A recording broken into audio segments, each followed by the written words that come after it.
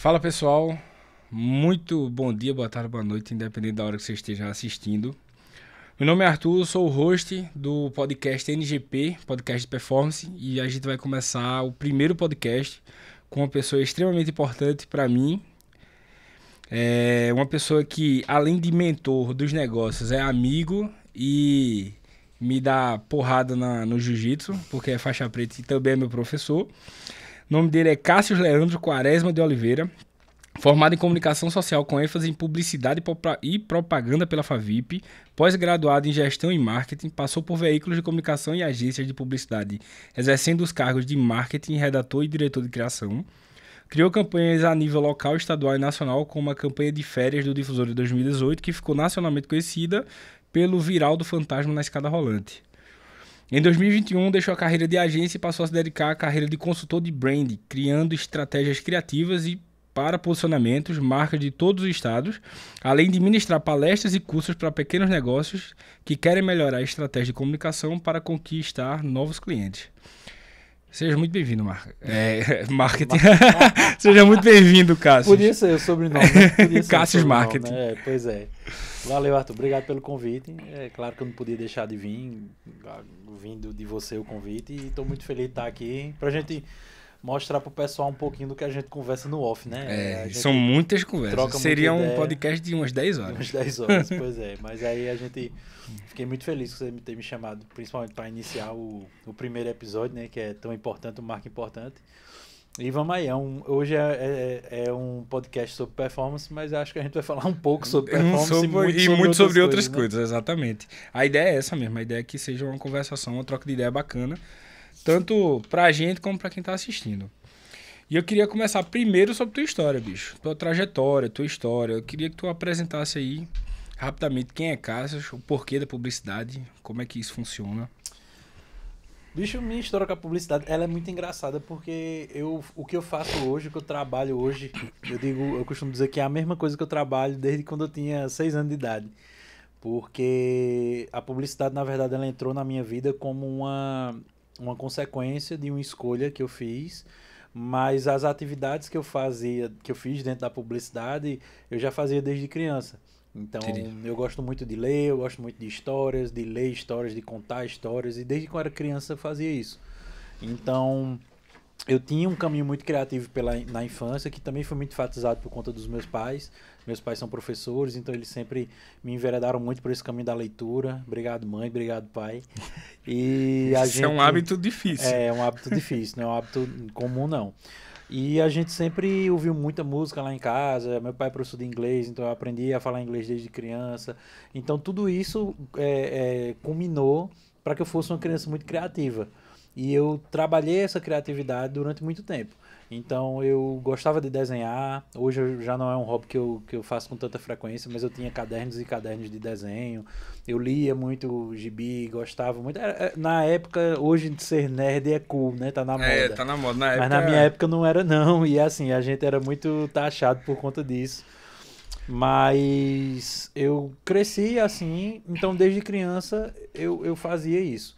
E eu me lembro que um dia, eu acho que eu tinha uns 12 anos, sei lá, até menos, 10, 12 anos. E lá em casa tinha uma máquina de escrever. E eu assisti um filme, e quando terminou o filme eu fui para a máquina de escrever e eu escrevi o filme todinho, óbvio. Era uma criança escrevendo, então do jeito que eu achei que era. Mas foi o primeiro roteiro que eu fiz na minha vida. Eu roteirizei o filme que eu assisti em 4 folhas. E aí, eu vendo esse paralelo com hoje, é o que a gente faz hoje, mas de uma maneira, óbvio, profissional e diferente.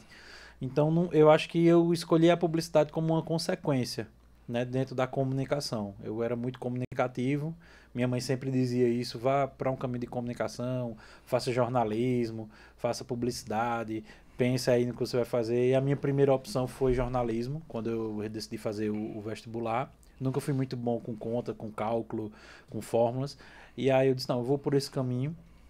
E aí fiz a escolha da faculdade, né? Na época a gente só tinha uma faculdade aqui, que era a FAVIP.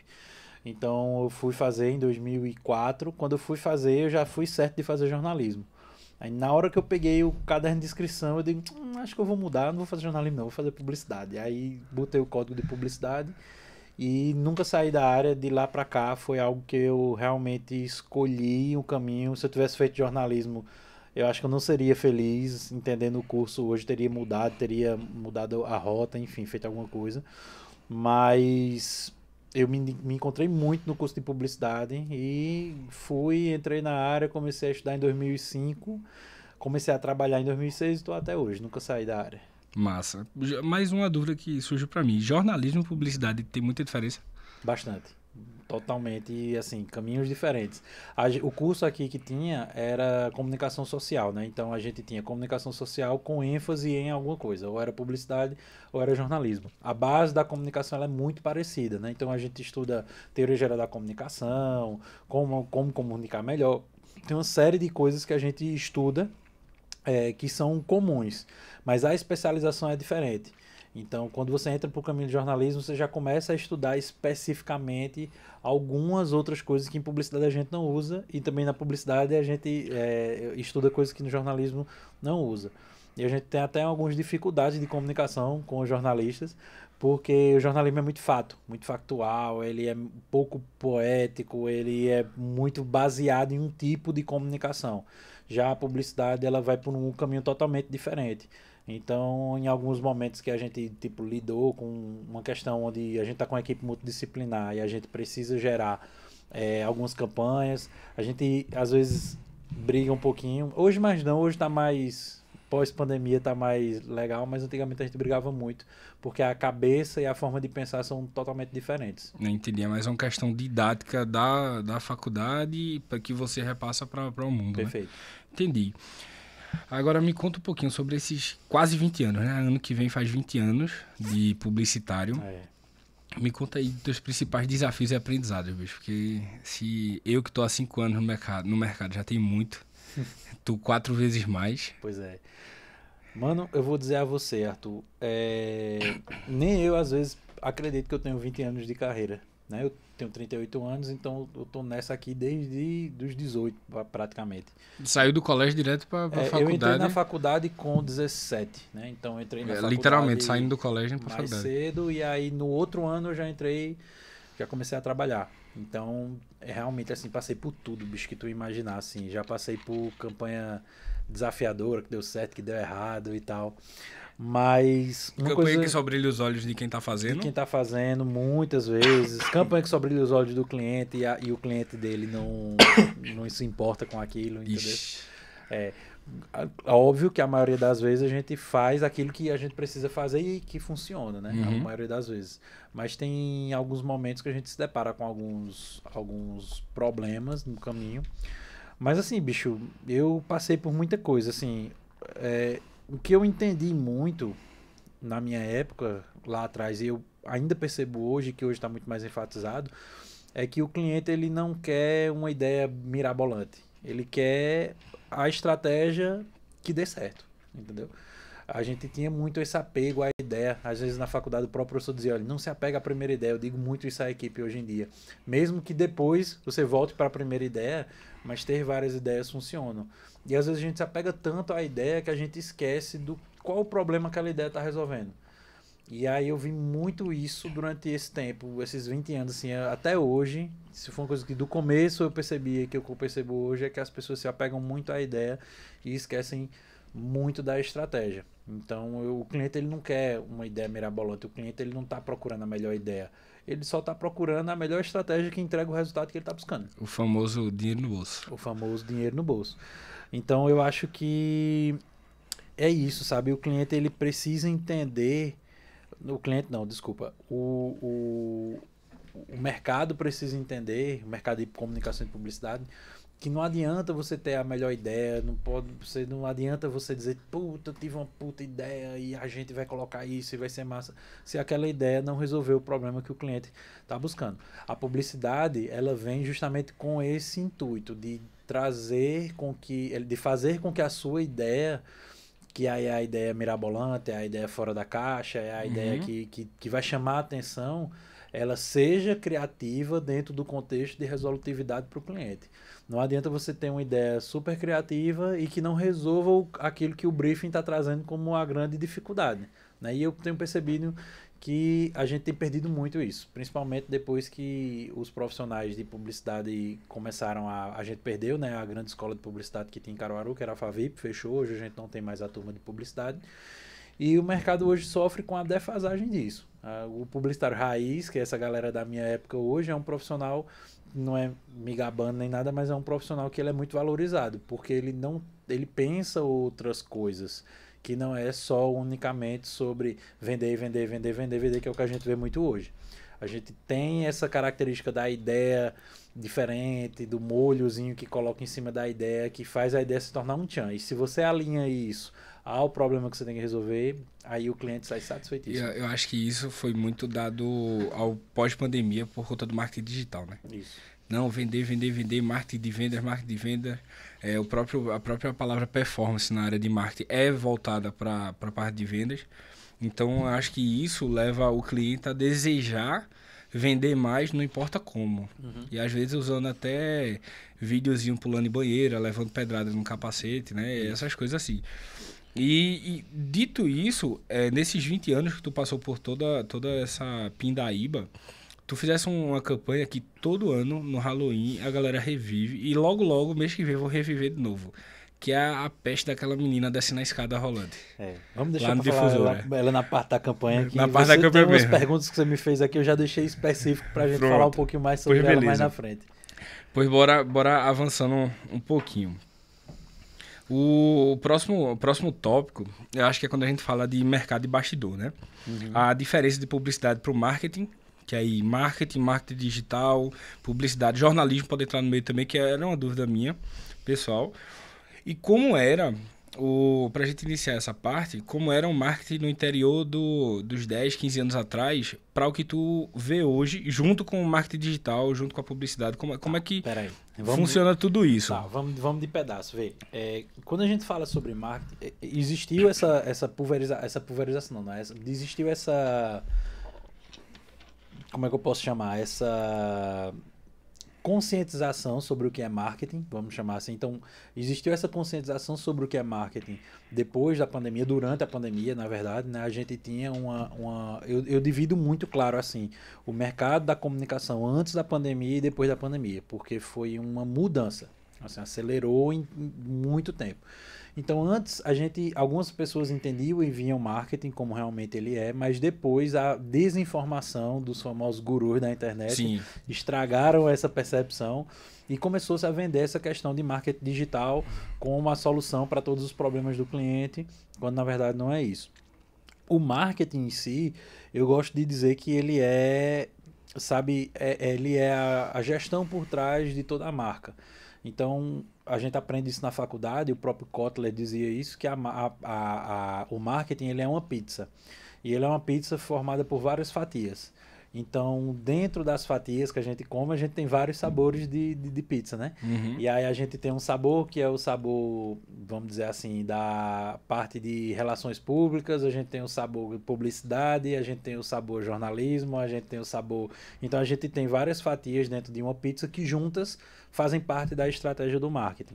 Sim. Então, o marketing, ele é muito mais do que o que a gente tem de senso comum hoje, que as pessoas pintam, de ser simplesmente uma ação para que eu traga alguma coisa ou tenha algum resultado. Por exemplo, o pessoal fala, eu queria fazer o marketing da minha empresa. E quando você chega lá para conversar com o pessoal, ele quer uma pessoa que faça conteúdo.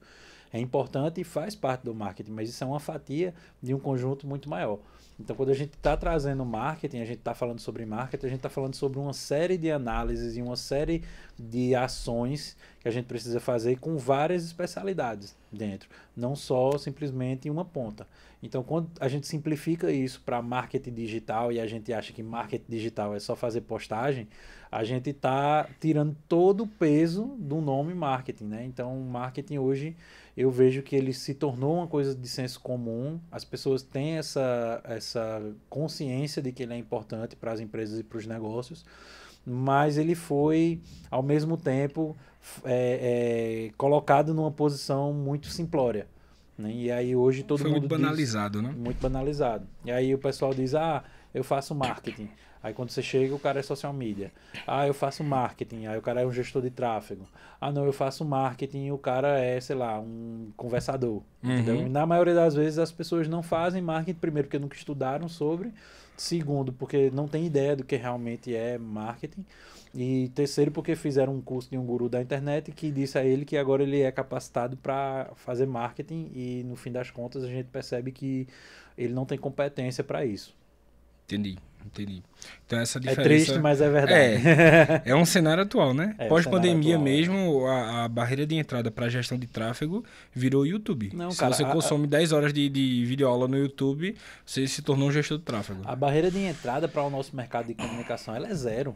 Ela tá zerada. Eu me lembro que pouco antes da pandemia, o diploma de jornalismo já não era necessário para você exercer o cargo de jornalista. Então tá igual o programador. O programador, ele, para iniciar, sem ser por bolsa, o cara só precisa entender. Pronto, exato. E aí teve esse momento do diploma, inclusive a gente tirou onda na época, porque o William Bonner, ele é publicitário, ele não é jornalista, e ficou dizendo, ah, é a vingança, não sei o quê. Então, houve esse período, e depois da pandemia piorou, porque aí depois da pandemia, qualquer pessoa que fizesse um curso, isso é legal por uma certa ótica, porque eu conheço gente que mudou de vida através do digital. Então, assim, um cara que antes ele era garçom e que hoje ele tem uma agência de alguma coisa. Tá, isso é massa, porque realmente mostra que o digital ele traz essa possibilidade, o marketing se traz essa possibilidade de mudança de vida. Mas não necessariamente a gente tem esse profissionalismo que a gente deveria ter, porque hoje não se precisa mais de um curso para você trabalhar na Não área. tem a qualidade de Os entrega. órgãos que a gente tem são fracos, não são competentes, não fiscalizam. Então, assim, é o mesmo que a gente não ter muita coisa empatando. E aí Entendi. cada um trabalha da maneira que acha melhor. E, enfim, aí a gente tem essa obesidade de profissionais aí no mercado, inclusive perdidos, né? É. E tem muita gente que sustenta a narrativa de que é um profissional que a entrega dele é daquele jeito e não quer evoluir. Pois é, cara, é uma das coisas que eu percebo muito, é a forma como as pessoas, elas acham que sabem sem achar. E eu também não estou dizendo que eu sei, não. Tem uma frase que eu gosto muito de dizer que é o que a gente sabe é uma gota e o que a gente não sabe é um oceano, né? É. E aí eu acho que a gente tem que estar muito aberto sempre a aprender e a gente tem que entender. Eu acho que isso, inclusive, foi um dos grandes segredos que eu trago para minha vida, é de nunca achar que eu sei de tudo. Eu tento estudar, eu tento olhar e sempre eu estou descobrindo alguma coisa nova. Eu sou muito inquieto com relação a isso. E eu fico assim, pô, bicho, isso não tá bom. Eu sou um eterno insatisfeito, eu gosto de dizer isso. Mas assim, por que é que eu sou um eterno insatisfeito? Porque eu tenho medo de ficar ultrapassado. E aí pelo medo de ficar ultrapassado, eu boto na minha cabeça que eu preciso de outras pessoas e que eu não sei de tudo. Então eu preciso das pessoas pra gente executar os trabalhos e tal. Mas a gente vê o contrário. A gente vê muita gente se achando muito foda, gente se achando, porque eu sou o cara e porque eu sei de tudo e porque eu já vendi não sei quantos milhões na internet e tal. E quando você vai ver, o contexto não é bem esse, né? E aí eu vejo muita gente assim no mercado, infelizmente. E como o mercado tá aí para todos, aí todo Estão mundo todos aí. Estão todos aí, exatamente. Pois é. E, inclusive, essa parte de ser inquieto, eu te entendo porque isso a gente compartilha, né? Mas é um fator que foi muito bom para ti, porque tu evoluiu muito em questões de consultor para empresa. Uhum. Que agora tu tá virando uma empresa muito mais robusta nessa área. E o que é que tu enxerga dos teus clientes como empresa? Quando aplica essa parte da publicidade que tu utiliza, como é que tu vê essa evolução no mercado deles contra o mercado aberto ali que eles estão concorrendo diretamente? Pois é, às vezes a gente chega nas empresas e assim tem algumas ideias simples. Às vezes é uma campanha, às vezes é um tema, às vezes é um mote, é uma coisa que a gente traz com uma visão diferenciada da publicidade, que o cara fica assim, bem, irmão, isso é muito massa, bicho, poxa, que legal e tal. Pra mim, hoje já é natural eu fazer isso, porque eu já vou pensando com a cabeça do publicitário. Nem sempre foi assim, óbvio. No começo eu tive muita dificuldade. Teve que treinar muito esse pensamento. Tive que treinar muito esse pensamento. Não é à toa que eu tô há 20 anos no mercado, porque justamente eu tive que treinar muito isso. Mas a gente percebe que isso para o cliente tem um peso muito forte, porque o cliente percebe valor nisso. Então eu chegar para o cara e ir numa reunião e dar uma ideia de reunião, de mote na hora. Isso aconteceu, por exemplo, com um cliente que a gente tem em comum, que é o pessoal lá do Instituto CME, que eu dei o nome do podcast dele numa sacada que eu tive na fala do diretor na hora que eu estava conversando com ele. E aí a gente conversando e tal, e ele disse, mas como é que vai ser o nome do podcast? Eu preciso do nome e tal. E aí eu disse, e ele disse, porque a gente vai pegar e a gente vai fazer uma análise sobre a sentença e tal, não sei o que. Aí eu disse, você já deu o nome. Ele disse, qual é o nome? Eu disse, sobre sentença. Aí ele olhou pra minha cara e fez, puta que pariu, Lucas, um abraço pra você, Lucas. Puta que pariu, você é foda, não sei o que. E veja, mas é a cabeça que já funciona dessa maneira. Não é uma questão de eu... porque eu sou mais inteligente, ou... Não, pô, às vezes é o jeito de você pensar e de você captar as coisas na hora. Então, isso faz com que a gente entregue esse resultado diferencial para o cliente, que é o que eu percebo que hoje não tem. Eu já cheguei em reuniões, para você ter ideia, onde o cara tá mostrando exemplos, vou dar um exemplo de uma reunião que aconteceu. A gente estava vendo umas referências para a criação de alguns criativos de tráfego, e o cara trouxe um exemplo de uma campanha muito grande de um banco nacional com uma puta produção, uma coisa assim de outro planeta.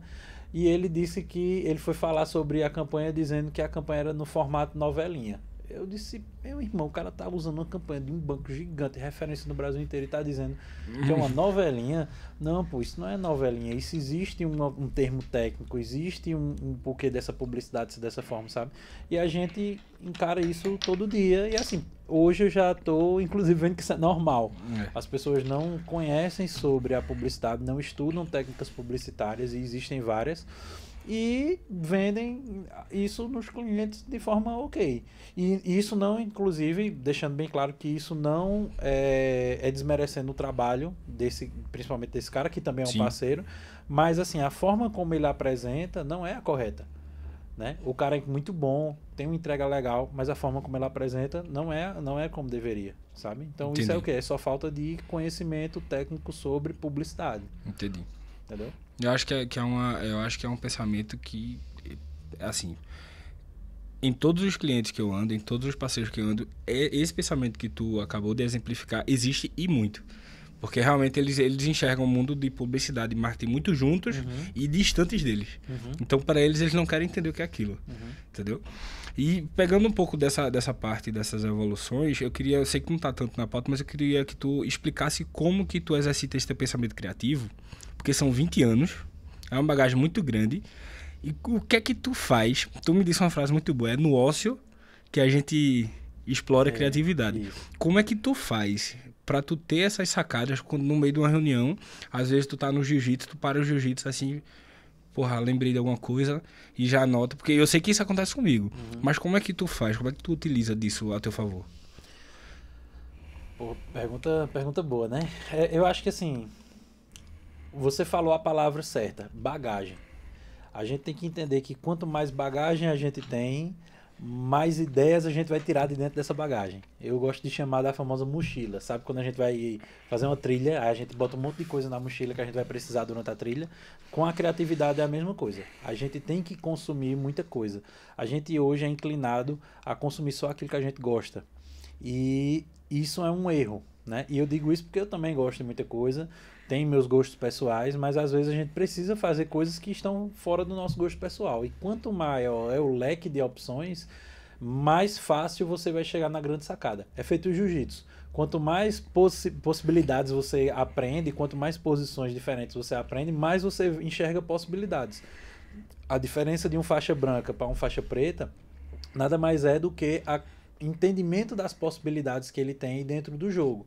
Quando a gente começa no jiu-jitsu, a gente é faixa branca ali, a gente não tem tanto leque, a gente não passou por tanta coisa, a gente não levou tanta porrada, a gente ainda não sabe sair de determinadas posições.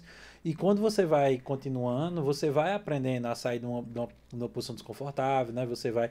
Então, o jiu-jitsu é muito parecido com a vida, eu gosto de trazer muito isso, mas também traz muito dessa experiência da bagagem. Então, quanto maior for a tua bagagem, melhor. Então, consumir coisas diferentes, leitura, filme, revista, viajar. Cara, viajar é uma das coisas assim que abre muito a cabeça da gente. Participar de eventos e estar com pessoas diferentes, tudo isso faz com que a gente aumente nossa bagagem. eu tenho visto uma geração que tem surgido agora que não gosta de se comunicar. As pessoas trabalham com comunicação, mas não gostam de se comunicar. E é uma geração muito fechada. Eu vejo que o pessoal não quer ver coisas novas. Muita gente não conhece filmes clássicos que são muito bons. Muita gente não consome uma referência de um filme que todo mundo conhece. Não, não gosto, não vi, não gosto de cinema, Não faz meu não assisto, tipo, não faz meu demora tipo. muito. Cara, isso daí é primordial para que tu que trabalha com criatividade aprenda e entenda que é assim, eu vi uma campanha da Gucci feita com vários filmes clássicos que eles utilizaram e simplesmente lá tinha Um Odisseia no Espaço, 2001, Um Odisseia no Espaço, O Iluminado. E quando eu fui ver, eles pegaram vários filmes conhecidos de Stanley Kubrick e fizeram uma campanha da Gucci só com filmes de Stanley Kubrick. E tem gente que não sabe nem quem é Stanley Kubrick. Então, assim, isso não é do profissional criativo. Você não pode ser esse cara, você não pode não ter essa referência. Tem gente que referencia hoje é só meme, só sabe de referências de meme. Então, assim, existe um mundo de possibilidades e de coisas que você pode abrir e ver essa caixa assim com tantas opções e você brincar com isso. Para mim, criatividade, eu gosto de chamar a criatividade de combinatividade. Por quê? Eu aprendi isso com o Murilo Gun. Ele dizia que é muito combinação, ideias é combinação de coisas. Então, quanto mais coisas eu tenho para combinar, mais novas ideias eu crio. Então, sair do termo criação, que é do nada, eu vou criar essa garrafa do nada. Então, eu estou criando algo novo, né? Mas quando eu pego uma garrafa, e aqui é uma garrafa de plástico, e eu evoluo ela para uma garrafa térmica, porque eu tenho uma referência que eu sei que eu consigo pegar um alumínio e colocar e tal, e criar um novo tipo de produto, eu estou combinando ideias para fazer uma coisa nova, né? Então a criatividade ela vem muito atrelada à combinatividade. E se você não tem o que combinar, você não tem criação, você não é criativo, né? Você é analítico, aí você se torna uma pessoa analítica no lugar de ser uma pessoa criativa. Então Cássio, eu gosto de consumir muita coisa. Eu aprendo novas coisas, eu tento sempre estar ali buscando. Não é à toa que eu sou músico, eu sou lutador de jiu-jitsu, eu sou escritor, gosto de jogar videogame, ler livro, ver série, porque tudo isso daí traz referências para mim. Não é só livro técnico, inclusive. Adoro livro de fantasia, adoro pensar em coisas aleatórias, adoro pensar e fazer novas coisas. E tudo isso estimula o cérebro da gente a ter novas conexões. Tu lê mais livros não técnicos? Hoje não, hoje é o contrário. Ao contrário. Eu já li muitos livros não técnicos, hoje eu leio mais livros técnicos, né? Até porque desenvolve curso, tem que fazer uma série de coisas. Entendi. Então, nos últimos, inclusive durante a empresa, né? Nesses últimos 5 anos que a empresa vai fazer Fosse agora, obrigado eu a dar uma consumi lida. muito conteúdo técnico, Mas da minha vida toda, aí eu tive uns 35 anos aí lendo muita coisa. Historinhas e tudo mais. Exatamente. Mas é bom. Isso, inclusive, é uma coisa que eu tô exercitando. Eu não costumo ler ficção, fantasia. Comecei por uma influência sua, que você nem sabe, a ler livros de terror. Mas Foi. Eu comecei a ler livros de terror pra ver se é bacana ali um resumo de um. Tô querendo comprar já pra dar uma diversificada. Mas eu vejo muito isso nessa questão, voltando para a pauta da diferença, né? A evolução da empresa local, a diferença da publicidade, do marketing e tudo mais, dos anos para cá. E eu vejo que existe uma diferença gigantesca. Existe um vale do tamanho do Brasil. Não, aqui em Pernambuco, do tamanho da Serra Das Russas. Da Serra das Russas. É um vale gigantesco da diferença do que é aplicado aqui no interior para a capital. Eu queria que tu dissesse teu ponto de vista sobre isso e como que eu sei que você tem clientes da capital do interior, como é que tu faz para transitar entre esses dois mundos sem sair do ritmo deles e do teu, entende? Bicho, eu acho que a gente tem... O que eu percebo é que são pensamentos diferentes. Eu acho que no interior a coisa é mais íntima. É mais olho no olho, a gente tá ali mais próximo. Mais sabe? receptivo também, né? Mais receptivo, exatamente. Eu acho que isso traz uma facilidade da gente se humanizar melhor junto com os clientes. Eu até fiz um post hoje sobre isso. Que a gente se relaciona melhor com as pessoas quando a gente vem mais para o interior. E aí a gente tem um risco, que aí a gente precisa saber dosar, para não misturar tanto o CPF com o CNPJ, né? E a gente não ultrapassar alguns limites dentro da prestação do serviço e também dentro da relação pessoal. E na capital, assim, em grandes centros, eu vejo que a gente tem uma relação mais pragmática. É algo mais prático da gente resolver, porque o cara tá ali correndo e ele quer resolver logo.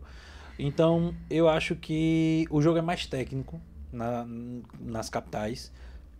E acho que a competição é maior também, porque tem muita gente boa. Tu acha que a exigência de resultado lá é muito maior do que no interior? Eu acho porque a informação que chega lá pra eles é em outro time.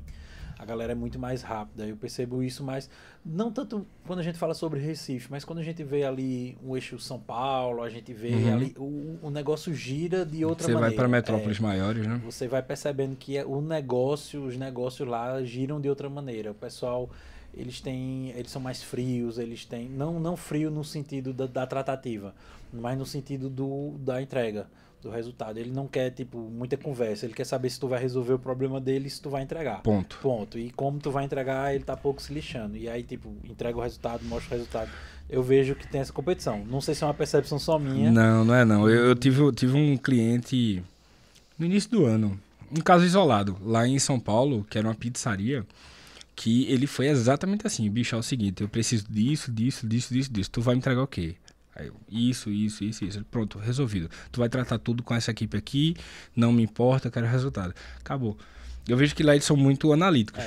Eles não prezam pela criatividade. Quem preza pela criatividade lá em São Paulo, que aí quando a gente fez a pesquisa do mercado dele, ele praticamente foi engolido pela concorrência que prezava pela criatividade. Porque ele era uma pizzaria numa região de São Paulo muito movimentada, que tinha outras 5 pizzarias muito fortes. E 2 delas utilizavam a criatividade muito a favor. Inclusive da energia do dono. E ele não queria. Então o fato dele ser só analítico, só olhar pro ROI, para quantos leads que chegam, quanto que tá no meu CRM, quanto que eu tô vendendo e tudo mais, ele foi obliterado. Ele não existe mais, para ter noção.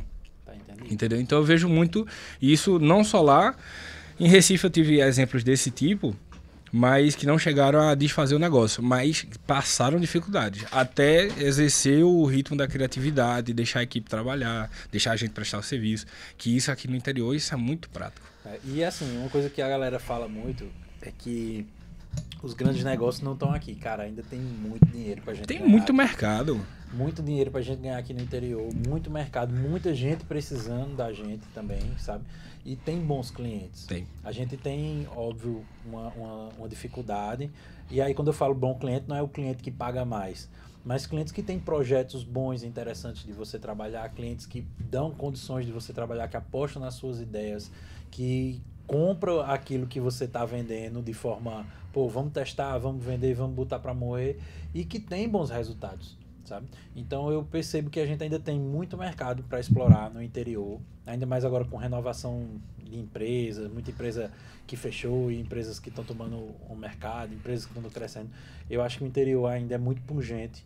A gente tem aqui o centro de confecção, né? o mercado de confecção do interior do Nordeste, de Pernambuco, que é o segundo maior mercado de confecção do país. A gente só perde para São Paulo. Depois de São Paulo somos nós aqui. Então é um mercado interessante, é um mercado que gira muito dinheiro e é um mercado que precisa muito da nossa atenção. Sim. Entendeu? Então a gente percebe que cada vez mais as empresas estão se profissionalizando, as empresas estão com a necessidade muito quente para que a gente consiga fazer essas entregas. E aí eu acredito que quem não está vendo para esse mercado, quem está apostando muito no mercado interior da capital, está perdendo com certeza. A fatia daqui é grande. Só em Santa Cruz, que é aqui perto, só no Moda Center tem 10 mil CNPJs registrados. No Moda Center. Fora a cidade, fora Toritama, fora Caruaru e Cupira, que é um local de enxoval muito forte também. Cupira, Surubim também. Surubim também. Então, assim, a região agreste aqui, ela é muito rica. O pessoal visa muito Recife, porque Recife dá status. Mas Caruaru e região aqui, e paga mais caro. Caruaru e região é um mercado regional muito forte. Muito forte. Você me perguntou, a gente nem falou sobre isso, eu vou resgatar essa pauta. Você perguntou sobre o mercado de 10 anos, de 20 anos atrás para o mercado hoje, né? Eu vejo que antigamente, Arthur, dentro do nosso mercado, a gente era um mercado muito nichado. Porque o mercado de comunicação antigamente era muito voltado só para quem tinha condições de investir. Então, quando eu comecei lá atrás, em 2006... Tu fala antes mesmo da era digital, assim. 2006, eu tô TV falando de e 2006. TV e Era TV, rádio, jornal. Outdoor do máximo. Outdoor. Era o que a gente chama que o pessoal hoje apelidou de mídia off. Na minha época, a gente chama de mídia de massa, né? Então, Eu pensava que era mídia off. não, todo mundo chama mídia off, Hoje, porque hoje existe essa separação que algum gênio deve ter inventado aí, mas mídia de massa. E a mídia de massa, ela é uma mídia cara.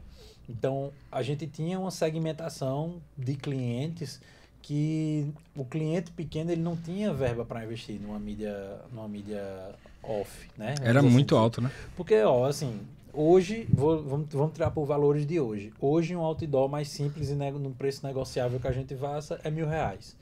Num preço negociável que o valor de tabela provavelmente é maior, R$1.200, R$1.300. Então, se você tem uma empresa que ela tira R$1.000 a cada 15 dias para pagar um outdoor durante um ano todo, a gente está falando de R$24.000 o ano, né? Então, não é... É um investimento alto. É um investimento alto. Às vezes tem gente que R$24.000 no ano, ela tem para fazer tudo. Mas tem para folha. Às vezes é só a folha, né? Às vezes é só a folha de um mês, cara. Então, assim, a gente for levar em consideração que eu tô falando de um anúncio barato, antigamente a gente só tinha anúncio caro. Então, era rádio, era TV, era outdoor, era jornal. A gente tinha jornal também, que era muito... A gente tinha 2 jornais muito grandes aqui em Caruaru, que era o Extra e o jornal... Esqueci, então foi tanto tempo que eu nem me lembro. Que também é um jornal grande. Aquele aqui do comércio é de Recife, né? O Jornal do Comércio é Recife, A gente tinha aqui o jornal... Eu vou lembrar do nome desse jornal, porque ele era muito, muito importante aqui no interior. Enfim, não vou lembrar. E aí a gente tinha essas mídias e a gente não conseguia meio que tipo colocar eles em clientes menores, né? Então, Jornal Vanguarda. Né? A gente tinha o Jornal Vanguarda, a gente tinha o Jornal Extra, a gente tinha mais um outro, não me lembro agora, mas basicamente os jornais eram uma mídia que funcionavam igual ao do Comércio é Recife.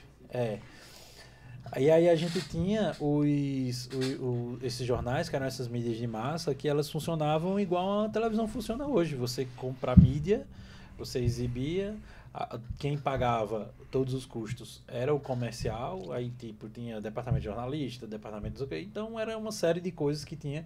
E hoje a gente não vê mais isso de uma forma acontecível, né? Porque jornal hoje ninguém lê. É tanto que os jornais que tinham em Caruaru fecharam. A gente não tem mais jornal em Caruaru. É interessante isso, porque um dia desse eu comprei na banca um jornal. Uhum.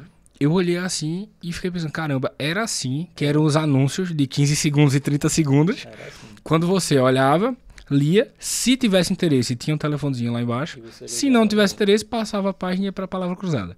Exatamente. Entendeu? A gente tinha muito isso. Eu lembro que eu cheguei a trabalhar numa agência que tinha um contrato deles, que o jornal era semanal. Então toda semana a gente tinha que criar um jornal... Alguma pauta. Algum anúncio para o jornal. Entendi. Né? E assim, era caro. Então o que é que eu quero dizer com tudo isso? Que hoje a internet ela democratizou a publicidade. A minha visão... Deixa ele reto assim que acho que é melhor. Não está captando muito bem, não. Mas vamos lá. Acho que tu deixar ele mais reto é melhor. Ajustes técnicos aqui. É assim mesmo. Agora. Vamos lá. E aí, como eu estava dizendo, eu acho que a internet ela veio para democratizar o investimento em publicidade, em marketing, enfim, como você queira chamar. Porque antes era tudo muito segmentado a quem tinha dinheiro. Era tudo muito segmentado aos grandes anunciantes. E hoje, você, a partir de R$10 por dia, por exemplo, você pode anunciar na internet. Alcança bastante gente. Alcança bastante gente. Uma dúvida que eu tenho nessa época é como que vocês mediam os resultados? Porque, assim, de acordo com a Rádio X, 100 pessoas escutam por hora nossa mídia. De acordo com a empresa de tráfego tal, de tráfego local tal, passam X mil carros por aqui para você expor seu outdoor. Como é que vocês mensuravam o resultado? Não mensurava. Não tinha dado. não tinha como ter dado. O que era vendido nessa época? A gente vendia a audiência. O que era vendido dentro de TV, de rádio, o que é vendido até hoje, óbvio, é a audiência. Então eu tinha os dados da audiência. Ó, aqui esse programa ele é visto por X mil pessoas, a gente gera um impacto de não sei quantas mil pessoas assistindo, ele tem um share dentro da programação de não sei quantos %. O CPM, a gente já usava, a gente aprende a fazer CPM na faculdade, na caneta, o cálculo da fórmula, o custo por mil desse programa é X reais e tal. E aí quando a gente fazia a conta, eu lembro na TV quando eu trabalhava, os atendimentos fazendo a defesa do programa com o cálculo do CPM na mão. Então era assim, ó, tu tá pagando aqui 0,003 centavos para atingir 1000 pessoas. Aí o cliente, poxa, meu irmão, é muito barato mesmo, porque... Mas a mídia que ele pagava lá era uma mídia de 5 mil reais, mas na cabeça dele ele tava gastando 0,003 centavos por pessoa. Então, a gente vendia audiência, né? A gente tinha algumas mensurações como resultados de campanha. Então, por exemplo, vamos fazer uma liquidação. E aí, antigamente as agências faziam o seguinte, pegava o cliente e dizia, ó, cliente, para tu ter futuro aqui nessa tua campanha, tu tem que fazer uma mídia 360, tu tem que botar outdoor, tu tem que botar TV, tu tem que botar rádio, tu tem que botar não sei o que, lá. E acontecia, óbvio, porque você estava nos canais certos, na teoria, né, vamos levar em consideração. Era o que tinha na época e atingia por completo. E atingia por completo. Então, eu achava, inclusive é engraçado isso, porque eu achava que as campanhas antigamente, eu achava que as campanhas de antigamente eram mais criativas, justamente por isso. Sim. Porque o cliente fazia um investimento alto, então ele precisava que aquela campanha funcionasse, chamasse atenção. E aí hoje a gente vê campanhas que não chamam a atenção, a gente vê muita campanha igual rodando por aí. Eu vejo muita cópia. Tá, a gente pode entrar nessa pauta depois. mas assim, eu acho que a campanha criativa, ela era obrigatoriamente, ela tinha que ser criativa para poder chamar a atenção das pessoas e eles entenderem o processo de poxa, eu preciso entregar bem isso aqui porque o investimento do meu cliente está nisso aqui. Então, não tinha essa de dizer, tantas pessoas vieram do outdoor, tantas pessoas vieram da TV, porque não tinha como mensurar. Mas, se você fizesse uma campanha 360, as chances daquilo ali dar certo eram muito altas. Então, não se media o resultado como a gente mede hoje com a performance, né? Com o tráfego, a gente não tinha esses dados específicos, que também é algo que mudou drasticamente. A gente encara hoje uns clientes, eu já cheguei em cliente dizer, certo, mas quantos clientes eu vou trazer se eu fizer a campanha de outdoor? Eu não sei ele responder e ninguém sabe. Se você achar alguém que responda, me diga, porque eu também quero saber. Me diga o contato que eu quero ser amigo dele. Porque o cara acha que se ele botar um outdoor, ele vai levar 20 pessoas para a loja dele. Cara, eu não sei, eu não tenho como pois é, isso, né? E eu acho que isso o digital ajudou muito, né? Sim. Você consegue direcionar a sua energia e valor investido de uma forma muito mais realista. Isso. Nessa época, tu falou que a criatividade era muito importante. Era importante só para o cliente, só para a performance, ou tu achava que também era importante como case da agência? Claro, com certeza. As agências antigamente, a gente chegou a ter prêmios de criatividade exclusivos no interior de Pernambuco. A gente teve o que era o auge da minha época, né? Era o PPP, que era o Prêmio Pernambuco de Propaganda. A gente tinha o PPP da capital e a gente tinha o PPP do interior. Vocês pegavam uma propaganda, vocês chamam de peça, né? Uma peça publicitária que vocês faziam e escreviam ela.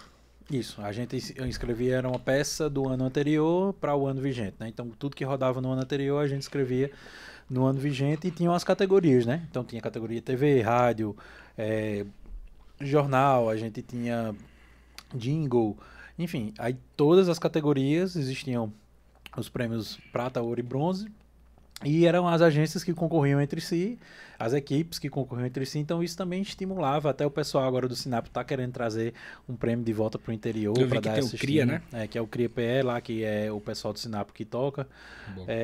E acho que aí o CRIA ele volta como um prêmio, né? Teve Não sei se foi esse ano ou foi o ano passado que teve, mas já teve a primeira edição do CRIA. Foi esse esse um ano. sucesso, foi esse ano, né? Então teve o CRIA que foi um sucesso agora, o primeiro. E aí eu sei que estão querendo fazer aqui no interior também. Então eu acho que isso é uma retomada desse movimento que valoriza as agências e valorizam também os profissionais que estão dentro das agências, né? A gente sabe que a agência em si, ela, sem os profissionais, ela não gira.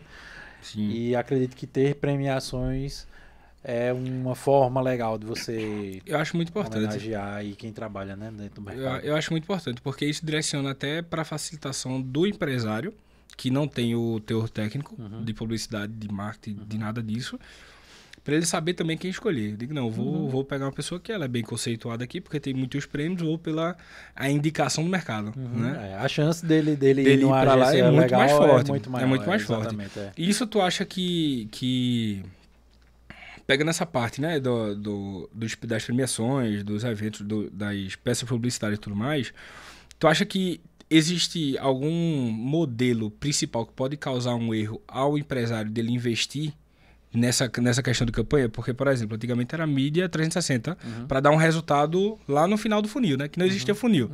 Era a peneira. Passou da peneira, já era. Entrou, já era. Mas tu acha que isso ajudava o empresário a investir em tudo? Ele tinha alguma noção de dizer, não, vou investir só na TV, porque disso aqui eu sei que dá certo? Existia alguma jogada desse tipo? Ou sempre quando investia em tudo, era uma possibilidade maior?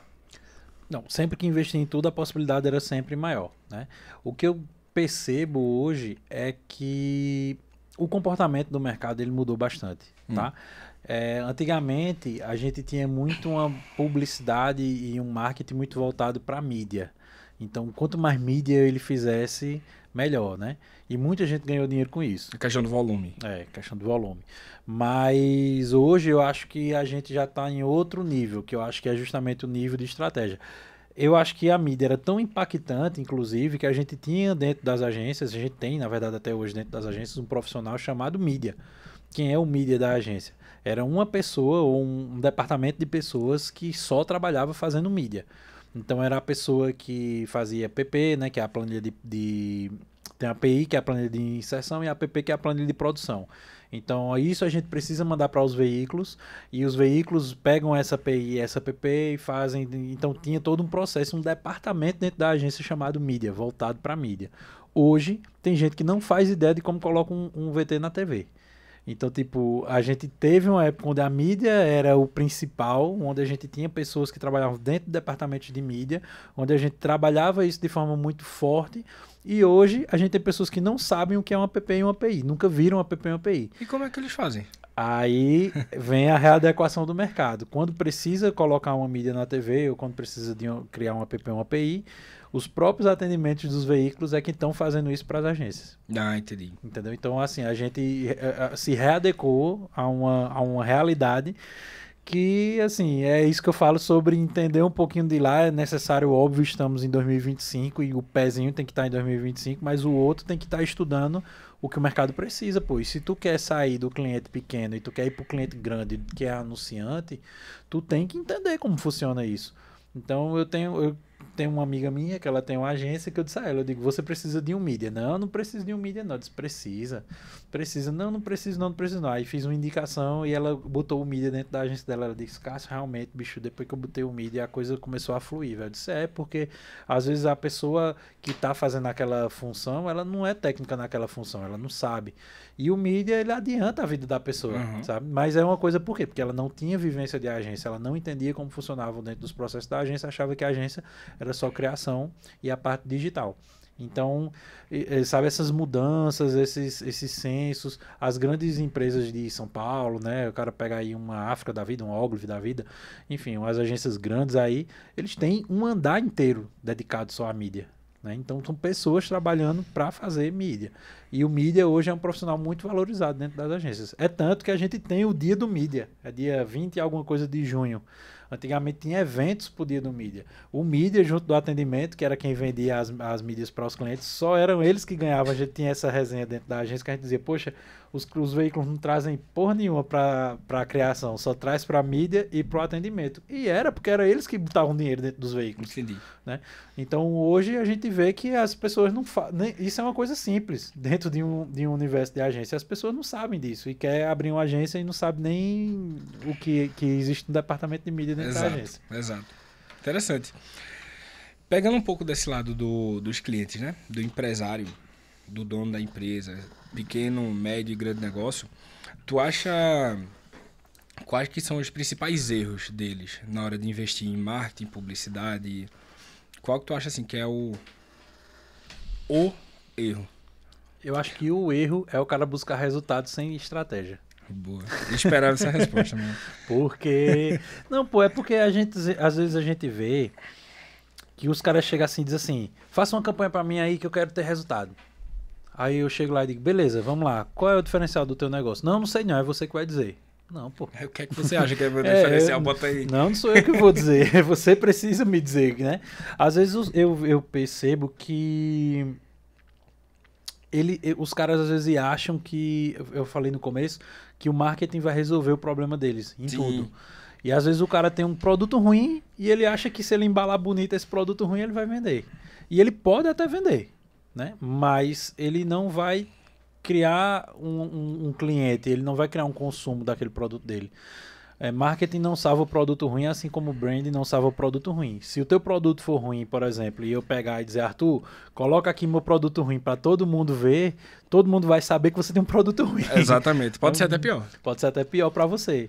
Então, eu já neguei cliente, às vezes, que chega para fazer negócio com a consultoria e ele não sabe o que ele vai vender. Ele não tem uma ideia de negócio, ele não faz ideia de como ele ganha dinheiro. Ele não sabe como o produto dele é diferencial, ele não sabe como o produto dele vai impactar na vida do cliente, ele não tem diferencial, ele não tem nada. Aí eu digo, Carol, volta a uma casa, faz um planinho de negócio, entende teu negócio, estrutura isso, depois a gente conversa. Porque sem essa estratégia aqui eu não consigo fazer nada. Eu não vou embalar uma coisa que não é verdade, que não é mentira. Então eu já neguei cliente pelo simples fato dele não saber sobre o negócio dele. Não ter clareza de como ele vai fazer aquilo ali, performar e vender. Então, o que eu acho é isso. Assim, eu vejo que o maior erro é o cara querer fazer ações de marketing, de branding, enfim, do que seja, sem estratégia, só focando no resultado. Entendi. Sobre essas ações, teve alguma que te impactou e é marcante, assim, muito claro para ti, sobre campanhas e estratégias que tu desenvolveu, tanto positivamente como negativamente? Eu tenho duas queridinhas, né? Assim, a que eu falei, a do Fantasma do Shopping. Fantasma do Shopping, a do Fantasma do Shopping é um divisor de águas, assim, na minha carreira. Eu posso dizer todo Halloween. Que as pessoas me viram diferente enquanto profissional depois dela. E outra que eu acho que a gente fez também, que foi muito boa, que não foi na época da agência, a do Fantasma foi na época da agência, mas uma que a gente já fez na época da consultoria, que foi a campanha do Catimbau da Magefield, que a gente foi para o Vale do Catimbau gravar. Sim. Quando ninguém nem falava em Vale do Catimbau ainda. E foi uma campanha que impactou muito, porque ela foi muito bem construída. Então ela teve criatividade, mas ela também teve uma estratégia por trás e ela teve uma equipe que foi feita ali, que se juntou para entregar um resultado acima da média. E foi o que a gente conseguiu entregar. Então eu acho que para mim foram dois marcos muito grandes. Né? A gente foi a do Shopping Difusora, que a gente fez com a do Fantasma, que foi uma campanha zero investimento, assim, a gente não tinha dinheiro. O briefing, inclusive, dela foi: não temos dinheiro para fazer mídia e divulgação, precisamos de algo que a gente consiga fazer as pessoas saberem sem gastar R$1 de mídia. As únicas mídias que a gente tem é o interior do shopping. E aí puxa, então vamos lá. E aí foi uma campanha zero investimento, em relação à campanha do Magefield, que a gente fez um alto investimento.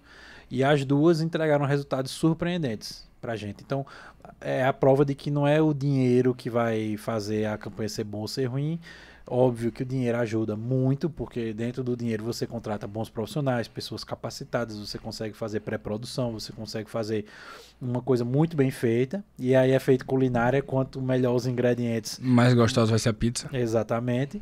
E a gente conseguiu entregar sempre, assim, essas foram as 2 campanhas que eu fiz, que eu participei e que a gente conseguiu entregar muito acima da média. Mas teve várias outras, assim, se você for falar de campanhas aqui, a gente pode falar o dia inteiro. Eu teve muita campanha que eu já fiz com o Ator Global, a gente já gravei com Fabiana Carla durante 4 anos consecutivos, dirigi ela junto com o diretor que estava na cena, né? Mas aí eu, enquanto responsável criativo da agência, ajudava ele, ó, não tá legal, é assim, vai e volta.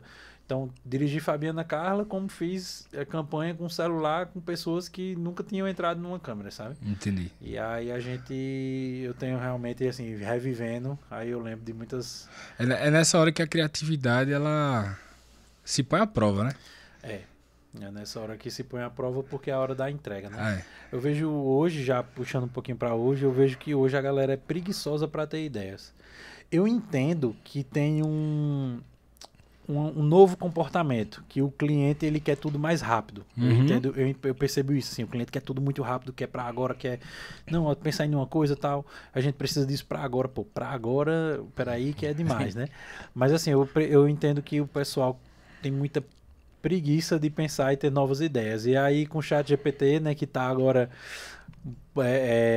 na mão de todo mundo, O né? estagiário de muitos empresários, né? Muita gente, não só de empresários, né? De muita gente do mercado. A galera quer criar campanha com o ChatGPT, cara. E assim, criar campanha com o ChatGPT é o maior tiro no pé que você pode fazer. Porque existem, inclusive, ferramentas que a gente sabe que aquilo ali foi feito por inteligência artificial. A gente só pegar assim, não, mandou um documento. Eu pego aquele documento e jogo lá, a ferramenta diz, olha, tantos % desse documento aqui tem sinais de inteligência artificial. E não estou dizendo que você não deva usar a inteligência artificial. Inclusive, estou aqui gravando, tem um periférico de inteligência artificial aqui, mas eu acho que é a forma como você usa a inteligência artificial. Você usar a inteligência artificial para ter caminhos criativos e ajudar nessa bagagem que a gente falou no início, é legal porque ela vai lhe dar inputs, né? Dentro do processo criativo, a gente tem 2 processos. A gente tem um processo de input, que é o que você coloca, e o processo de output, que é o que vai sair daquilo ali. Quando eu jogo isso numa esteirinha e boto na máquina de referências, eu consigo ter uma extração de uma ideia ou de alguma coisa no fim. A inteligência artificial, ao meu ver, ajuda a gente nesse processo aqui, onde a gente está mexendo nas ideias e trazendo novas possibilidades daquilo que a gente está colocando no início, para que a gente saia com alguma coisa legal. Mas se eu pego a inteligência artificial para trabalhar um input, o output não vai ser bom, né? Então eu vejo muito isso e vejo que as pessoas estão utilizando para criar campanhas assim que a gente vê na hora, que é ChatGPT. Quer ver um roteiro feito com ChatGPT? Você bota lá e tá lá a pessoa, sei lá, fulana correndo na rua, ela olha com um olhar dramático para o horizonte, desce uma gota de suor da testa dela. O excesso de detalhes, né? Tem algumas coisas assim que você percebe na hora que é ChatGPT. Entendi. Gente que nunca pegou um livro de roteiro para ler. Tem um livro muito bom chamado Salve o Gato. O melhor livro de roteiro que você pode ler para criar roteiros criativos. Se você nunca viu, veja, leia. É um livro baratinho, tem lá na Amazon. Esse daí é bom. Agora, para mais aí, vamos estudar e vamos evitar o ChatGPT, porque as entregas ainda não estão no nível. Eu sei que vai chegar. Sei que uma hora vai chegar. É inevitável. É inevitável. É uma onda aí que tá vindo feito um tsunami. Tá engolindo muita gente. Eu acredito que tá dando muita oportunidade também, tá? Como o digital democratizou o acesso à publicidade, a IA tá democratizando muitos acessos aí, educacional, na questão de programação, o site se criou hoje extremamente fácil, extremamente rápido, então é uma coisa que antigamente você investia 5 mil, 7 mil reais para criar um site. Hoje você bota $10 numa IA chamada V0, você cria um site e ainda sobra um troco. Então assim, são coisas que ajudam bastante. Mas pegando essa pauta da IA, da inteligência artificial, que está muito inserida no mercado da gente e é inevitável, o que é que tu acha que vai mudar para os próximos anos aí, nessa questão de marketing e publicidade? Eu acho que vai mudar muita coisa. Já está mudando, na verdade, né? Para você ter ideia, foi aprovada uma lei aqui em Pernambuco. Eu não sei se a galera viu isso. Eu não vi muita gente comentando sobre. Mas aqui em Pernambuco você só pode exibir anúncios de IA, independente da plataforma. Se você está no digital, se você vai para a televisão, se ele tiver lá escritinho, esse conteúdo foi produzido com IA, inteligência artificial e tal, tarará. E virou uma lei isso, né? E a gente vê aí que isso não é aplicável. As pessoas não estão colocando isso ainda. Então, eu acho que a IA é inevitável, assim, ela veio para chutar o pau da barraca e quem disser que não é funcional, que não vai se adaptar, que não quer aprender, vai ficar para trás. Provavelmente vai ser esse que vai ser disfuncional, promovido ao mercado, né? É isso, pronto. Esse cara aí, ele vai virar embalador de supermercado. Vai. Nada contra os embaladores de supermercado, mas se não se adaptar, você vai para uma realidade diferente da que você vive hoje. Exato. E eu conheço muita gente, eu ouvia muitas histórias, por exemplo, na época, de diretores de arte mais experientes nas agências, que diziam que migraram da época do desenho à mão para o Photoshop, que teve muita gente que disse que não ia pegar esse negócio de Photoshop, que isso não ia ser bacana. E aí girou, quem só fazia desenho à mão se lascou, perdeu do mercado. Depois a gente viu essa ideia da rede social. Muitas agências, eu lembro disso claramente, muita gente dizendo que esse negócio de rede social não era publicidade, que isso não ia dar dinheiro, que não sei o quê. E hoje, eu vou dizer hoje que ela só não ultrapassa os investimentos em TV, e existe esse dado, inclusive, em 2024, os anúncios digitais, eles superaram rádio, eles superaram impresso, outdoor, outbus, todas as mídias, eles ainda só não superaram a TV, e isso está próximo de acontecer, né? Então, hoje a gente vê que o dinheiro está no digital também, né? Ele está nessa parte off também, mas também está no digital. Então, já mudou isso. E aí agora com a inteligência artificial mudou também. E eu acho que agora para os próximos anos a tendência é que isso venha bater inclusive nos grandes. Esse ano em Cannes teve agência que foi desclassificada pelo uso de inteligência artificial nos anúncios. E a agência grande, não foi o Zezinho dali de baixo, não. Foi a agência grande que utilizou inteligência artificial, não avisou a ninguém.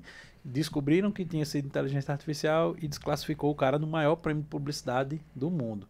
Então, assim, eu acho que para os próximos anos muita coisa vai mudar. Não sei te dizer tendencial o que vai ser mudado, né? Eu não sei, até, inclusive, a gente tem visto que ela tem evoluído muito mais rápido do que a gente imaginava. Sim. Em termos de geração de vídeo, geração de imagens. Sim. E tudo mais. Eu acredito que a forma de se trabalhar com inteligência artificial, a gente já está tendo inteligência artificial em tudo, né? A gente já tem inteligência artificial no Word, no Excel, a gente tem inteligência artificial no celular, a gente tem inteligência artificial nos smartwatches, no carro. Então, tudo daqui a pouco vai ter inteligência artificial. E aí a gente vai precisar entender como viver nesse mundo e como esse mundo ele vai ser daqui a 5 anos. Eu não vou nem colocar muito tempo. Daqui a 5 anos eu acho que a gente vai estar se comunicando e se comportando de uma forma totalmente diferente do que a gente está fazendo hoje. Sim, sim. Eu vejo recentemente a Apple lançou o AirPods, o novo AirPods. Eu vi o 3. Que agora você fala inglês. Se o cara tiver o mesmo AirPods com a mesma atualização, você fala em português, ele escuta em português, transmite para inglês, ele escuta em inglês, aí ele fala inglês, aí eu vou, transmito para português, eu entendo e assim fica. Exatamente. Então assim, já está em tudo. Não necessariamente só na geração de imagem e vídeo. Claro. Mas falando da geração de imagem e vídeo, vamos lá. Um tópico sensível. Adoro polêmica. Tópicos sensíveis. E os influenciadores, hein? Esses influenciadores, que são influenciadores de IA, às vezes são influenciadores verdadeiros, aí do nada tem uma campanha com um publicitário, coloca lá, e publicitário ou não, né? Coloca lá o influenciador de IA, e por ser rotulado, todo mundo sabe que é de um IA, e por mais que a gente veja que a geração de imagem e vídeo seja perfeita, você sente a diferença. O que é que tu acha disso? Eu acho que isso é um caminho sem volta. Eu acho que isso vai funcionar muito nos próximos anos. Na verdade, já tem funcionado. A gente tem hoje influenciadores que são 100% IA, né? Criados com IA. A gente tem OnlyFans, né? A gente tem OnlyFans de moças só de IA. Que inclusive veio antes das influenciadoras. Antes das influenciadoras, exatamente. A galera hoje vende pornografia por IA, né? Então, assim, isso é um caminho sem volta e a gente não tem para onde correr. O que eu acho que é errado é o contexto como isso é colocado. Porque a gente coloca, dá um exemplo vou criar uma campanha para um cliente e do nada eu vou meter lá que a gente tem uma influenciadora de inteligência artificial. Mas essa influenciadora ela não tem um perfil, essa influenciadora ela não foi apresentada, essa influenciadora ela não tem influência, que o nome já é influenciador, porque ela precisa ter uma influência. Então, como é que eu trago isso e quero empurrar goela abaixo das pessoas? Não é assim que funciona. Então, eu acho que a estratégia que algumas empresas estão utilizando é errada. Não estou dizendo que é errado utilizar um influenciador, que aí a gente entra em outra pauta. Mas eu acho que a forma como se utiliza dentro das campanhas é que está errada. Porque se eu trago um influenciador, eu tenho que primeiro criar uma audiência, eu tenho que gerar uma influência. Então, como é que eu faço isso? As pessoas talvez não estejam pensando dessa maneira, tá? Simplesmente, não, vou criar um influenciador e vou botar aqui para divulgar o meu negócio. E aí gera uma forma errada de inserir a mensagem dentro do contexto da marca. Mas aí é uma opção de negócio, é uma escolha de negócio e eu acredito que as pessoas estão cada vez menos pensando nas estratégias e mais pensando na execução. É uma visão bem particular minha. Nesse caso, tu acha que a publicidade em si e a IA, elas entram em choque muito forte por conta disso? Não, muito pelo contrário. Eu acho que a publicidade e a IA, elas se complementam dentro desse contexto. O que eu acho que não funciona hoje com relação à IA e ao que estão fazendo com ela é que estão fazendo sem estratégias. Entendi. Entendeu? É como se eu estivesse utilizando a IA como uma muleta porque é IA. E não... Porque é mais barato do que contratar um influenciador X. Pode ser. Entendi. Pode ser isso ou não. Ou pode ser assim, quero mostrar que eu tô por dentro das tendências e eu vou fazer tudo via IA. Estão fazendo, né? Estão fazendo, eu vou fazer também. Porque fizeram não sei aonde que deu certo, então eu vou fazer também. E é o grande lance da falta da estratégia. Eu acho que falta clareza na estratégia, que é a intencionalidade. Eu falo muito isso principalmente por meus mentorandos, quando a gente tá falando sobre mentoria, que tudo que a gente faz, a gente tem que ter um porquê. Tem que ter uma intencionalidade por trás. Então, se eu vou usar uma inteligência artificial, por que eu vou usar uma inteligência artificial? Vou usar uma inteligência artificial porque talvez seja mais barato no meu orçamento. Pronto, beleza. Então, se eu vou fazer isso, eu tenho que criar essa narrativa, eu tenho que colocar ela para rodar, eu tenho que apresentar para as pessoas, eu tenho que criar um perfil, eu tenho que fazer ela para depois eu inserir ela dentro da minha campanha. Só que eu acho que a coisa tá tão rápida, a galera tá tão querendo os resultados rápidos, que não estão parando para pensar na estratégia. Para alimentar a base do cerne da estratégia. O simples, que é o cerne da estratégia, exatamente. Exato. Então eu vejo isso, assim, eu acho que a publicidade e a IA, elas se retroalimentam, mas se não tiver estratégia, não vai para canto nenhum. Entendi. Tu acha que o futuro é pegar essa parte da IA, pegar a estratégia de um publicitário, de algum gestor de marketing, alguém da área de marketing, pegar essa estratégia, jogar como input para uma IA de redação, de texto e tudo mais, utilizar isso no auxílio do desenvolvimento de um personagem, de um influenciador, e disso tudo sair peças publicitárias que complementem a estratégia inicial do cara? Eu acho que isso não é o futuro, eu acho que isso já é o que acontece já agora. Já está acontecendo. Eu faço isso já. Entendi. Eu já faço isso. Então, eu acredito que, na verdade, o futuro talvez seja a estratégia predominar mais do que a criatividade. Porque, tem coisas que a gente não consegue fazer com dinheiro.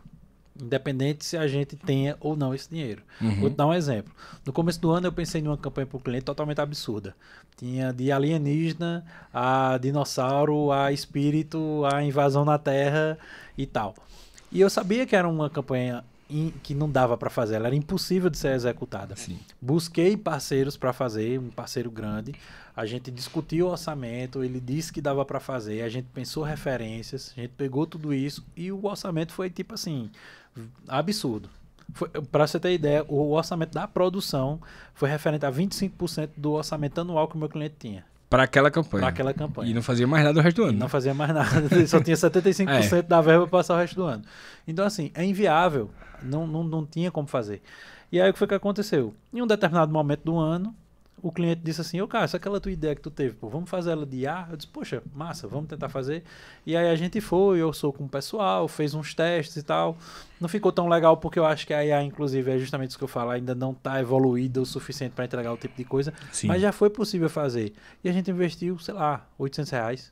Já tirou a ideia do papel, entre aspas, já deu uma testada ali no público, se aceita desse modelo, se caminha para esse lado. A gente viu, ainda não ficou, não era o que a gente pensou, e aí a gente nem botou para frente. Entendi. Mas vê, a gente diminuiu um orçamento de, sei lá, R$200 mil para R$800.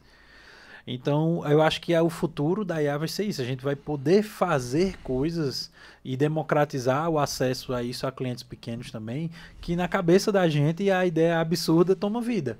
Sabe? A gente não vai precisar ter um orçamento hollywoodiano para fazer uma grande campanha. Exato. Eu acho que o futuro da publicidade com a IA vai ser isso. Eu acho que ela vai ser complementar as ideias. Quanto melhor a sua ideia, mais legal vai ficar quando a gente conseguir chegar no nível de maturação da IA, que eu espero que muito massa. Seja rápido.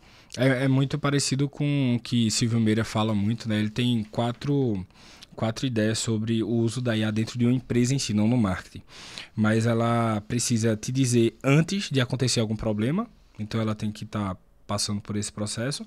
Ela tem que te dizer como resolver aquele problema quando ele chegar.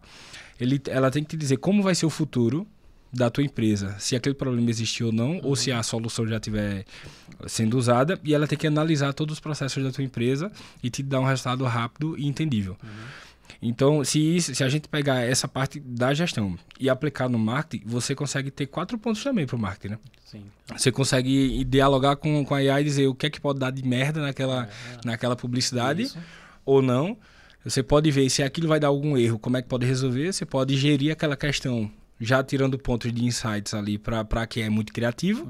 E você já pode gerir aquela questão ali de como vai ser o resto do ano complementando aquela ação, né? Isso. Já é uma coisa muito interessante. E dito isso, qual é o teu conselho aí para os publicitários de hoje? Que eu vejo que tem muita gente que tem resistência à tecnologia.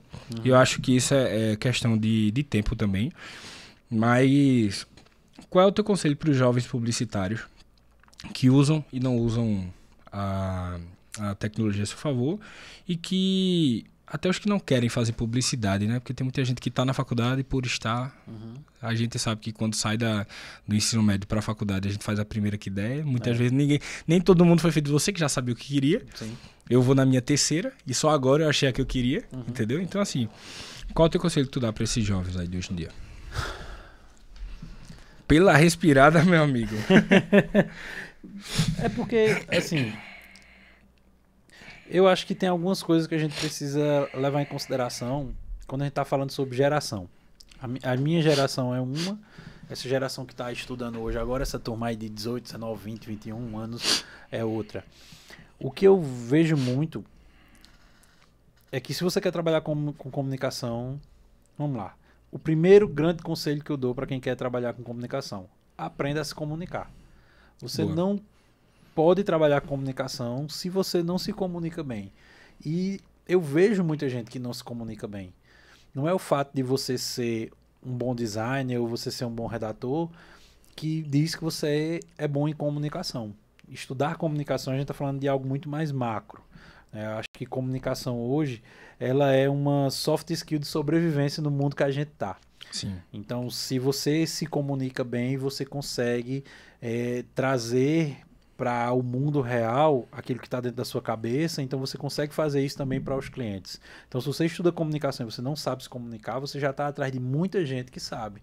A gente vê aí donos de loja, donos de marca, influenciadores que não têm informação nenhuma e que se conectam muito bem com a audiência, conversam muito bem. Por quê? Porque sabe comunicar.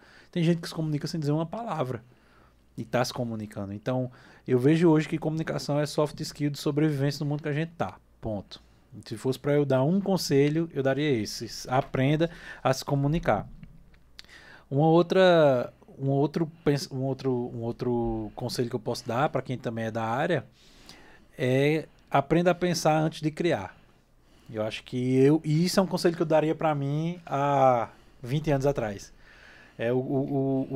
Se eu dissesse assim, se eu pudesse falar com o Cássio de 20 anos atrás, eu diria a ele, bicho, pensa antes de criar. Porque a gente acha que a criatividade é o cerne de tudo, mas às vezes a gente cai no ego da criação, de achar que a gente é muito bom, que a gente é muito criativo e que só isso resolve. Quando na verdade a gente precisaria analisar muito mais, pensar muito mais, beber de muitas fontes e informações antes da gente começar a criar. que são as referências que a gente falou antes. Então, pensar antes de criar é primordial, porque você gera senso crítico, você começa a dividir as coisas, você começa a entender as coisas, e quando você tem senso crítico apurado, você consegue criar muito bem, né? E outro conselho que eu dou é tenham paciência. As coisas, elas acontecem no tempo que elas têm que acontecer. Não é assim, no ritmo que a gente quer, no ritmo que a gente gostaria, mas se você for continuando e se você for cavando e plantando, eu acho que tudo acontece.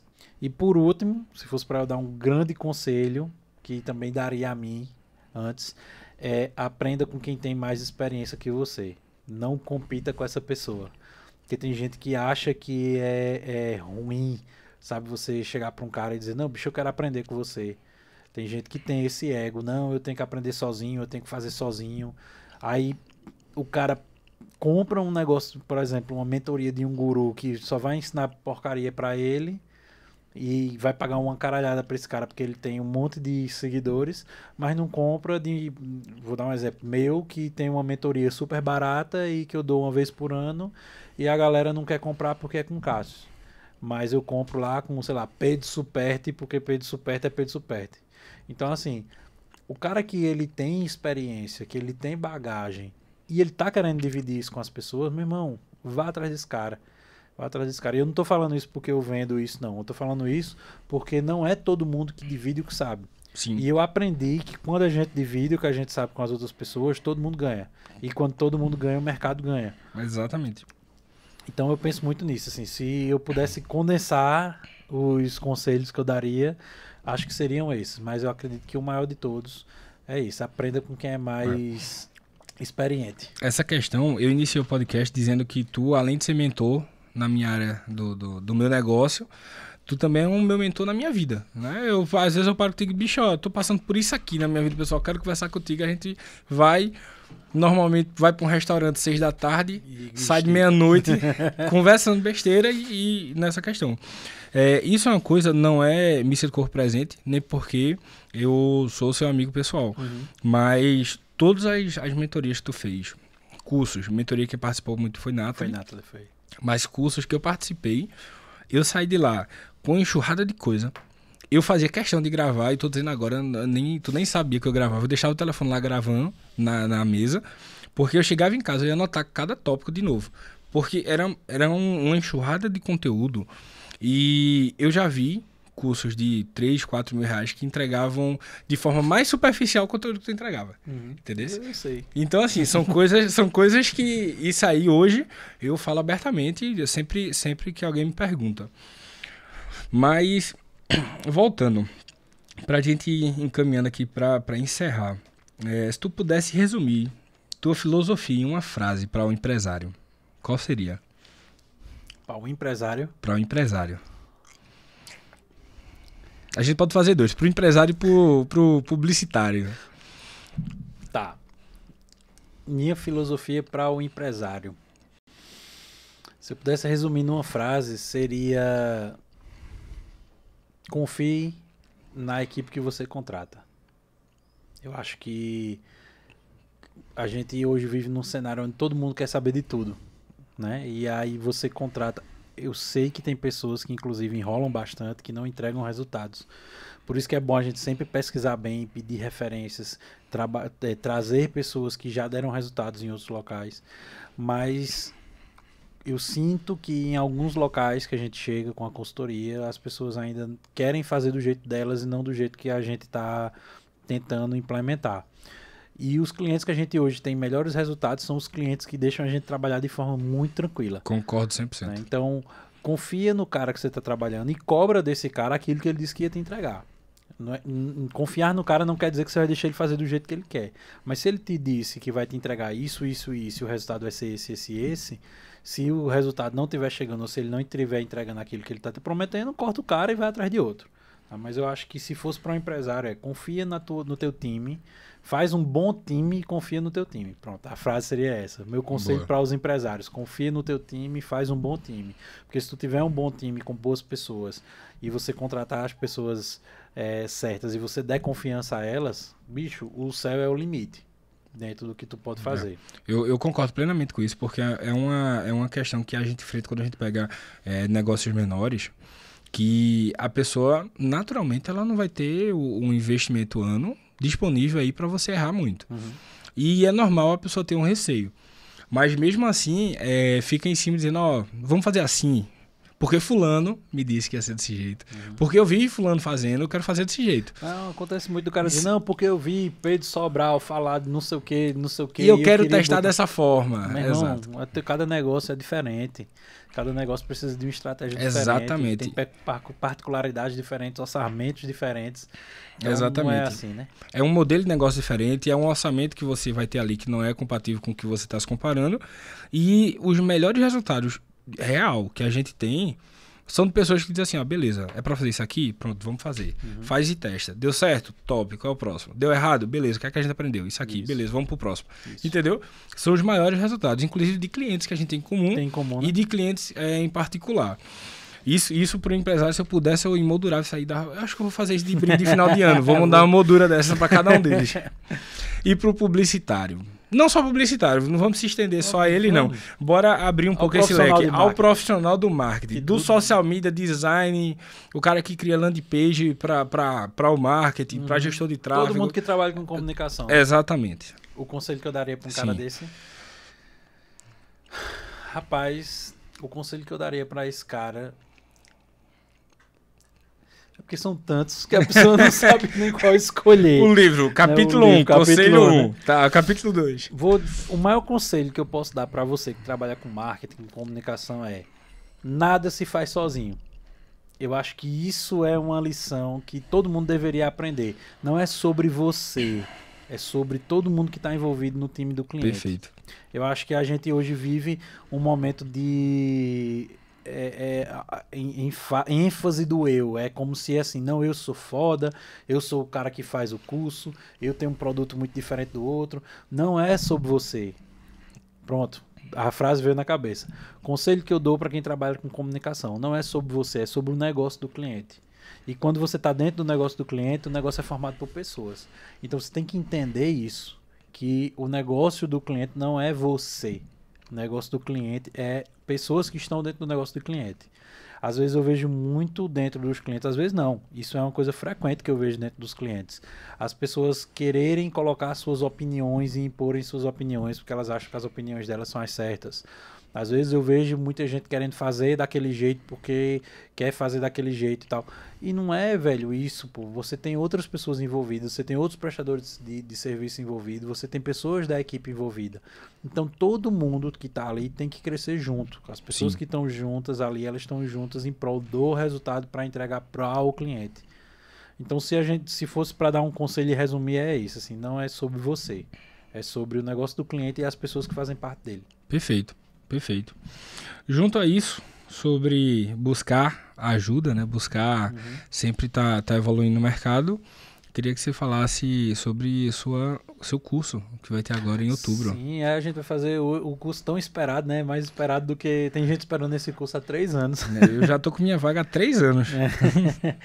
A gente vai fazer o curso sobre posicionamento e marca pessoal, né? É uma coisa que o pessoal...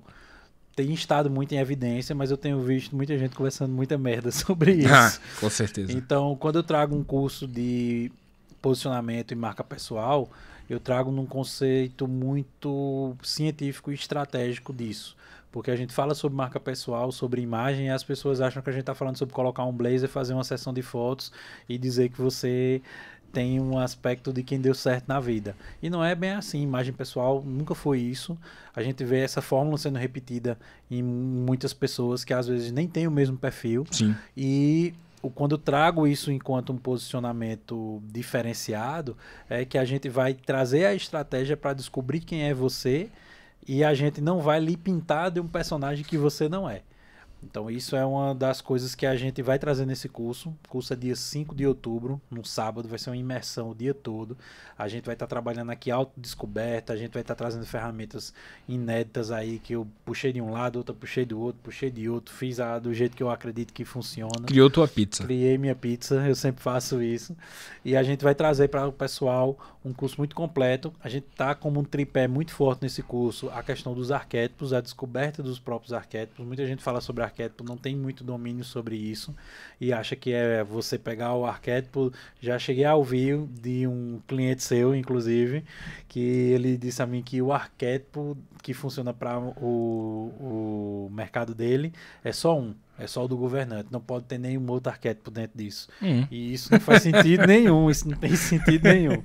Então a gente vai usar o arquétipo como uma base muito forte, a gente vai descobrir o arquétipo das pessoas, vamos mostrar como ela pode comunicar esse arquétipo e a gente vai trazer também uma estratégia onde a gente vai trabalhar tanto a linguagem visual, como a linguagem escrita, como a linguagem sensorial e vamos criar os planos de ações para a gente implementar isso para as pessoas. Vai ser bem legal, acho que vai ser uma base bem interessante para quem quer trabalhar a imagem pessoal aí. Eu tô ansioso, não vou mentir não.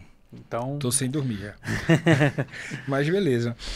Onde é que a galera pode te encontrar? Deixa aí tuas redes sociais, deixa aí teus contatos, caso queira. Me procura lá, @CassiusLeandro, ou lá da consultoria, né? @consultoria fora da caixa. A gente tá com um monte de conteúdo, a gente tá trazendo algumas coisas bem legais. Ou manda um direct para Arthur e diz, Arthur, manda o contato de Cassius que eu quero falar com ele. Todos os links vão estar na descrição, vou deixar lá na descrição. Tanto o link para entrar em contato com o comercial dele para falar sobre o curso, como Instagram, LinkedIn, Isso, todos os canais que eu tiver, eu vou deixar no link. Show. Também. Massa. Beleza? Foi massa. Meu velho, muito obrigado. Obrigado você É assim pelo que a gente convite. inaugura o primeiro podcast, de muitos outros que vão vir. Volto a reforçar, Cassius, além de parceiro de negócio, é o meu amigo pessoal, então é uma pessoa que eu confio muito. E foi o primeiro cara que eu pensei que eu disse, bicho, ó, vou começar um podcast. Se não for com você, eu não começo, não. Acabou. Aí topou, bateu a agenda.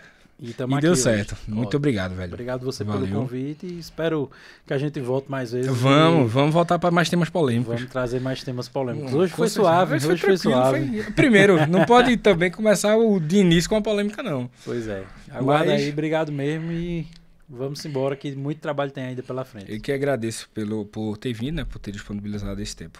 Valeu? Valeu. Muito obrigado.